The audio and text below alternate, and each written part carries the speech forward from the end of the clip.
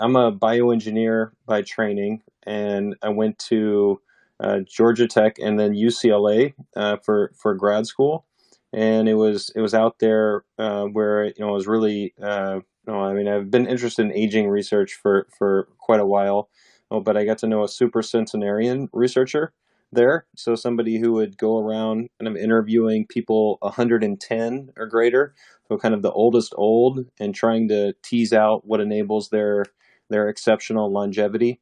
And like I got to participate in an autopsy of the world's oldest person when she passed away. I believe she was 116.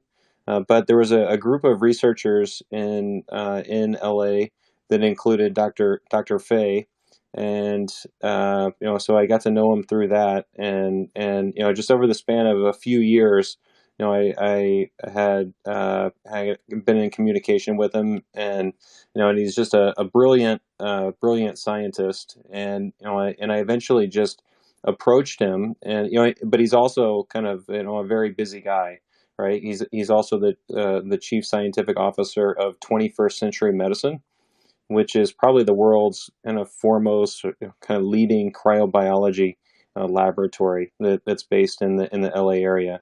So I approached Greg and just asked him, is there any other kind of project that you would want to pursue if you had some extra bandwidth, if I could help you, if you had any extra resources. And so it was kind of through that meeting that I learned of his work with thymus regeneration.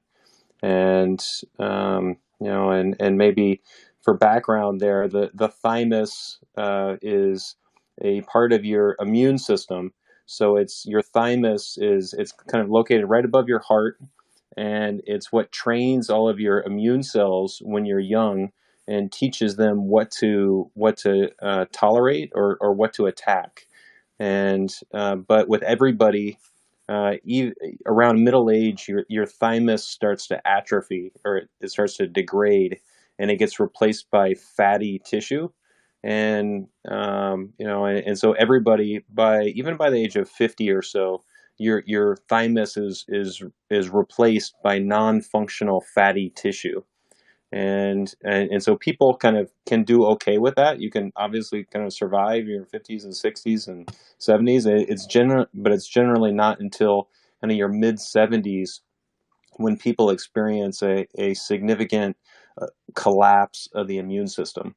And that's because of all the immune cells that are educated in your thymus.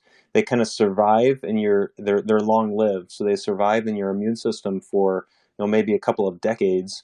But after that, then you there's a tremendous kind of loss in late life of this diversity of different antigens that your immune system can detect, and that's associated with this major spike in risk of death, or risk of morbidity and mortality. And so Greg, he actually had experimented with methods to regenerate the thymus in older people using already approved agents, and he did this originally on himself. So he was self-experimenting, and he published the results of that on his own, and that was now more than 20 years ago. But that work, he knew the methods that he had were sound. He had demonstrated in his own experiment, but it was just something that he hadn't been able to kind of pursue, on his own. So when he met, he was like, Bobby, I just feel like I have blood on my hands if I don't pursue this.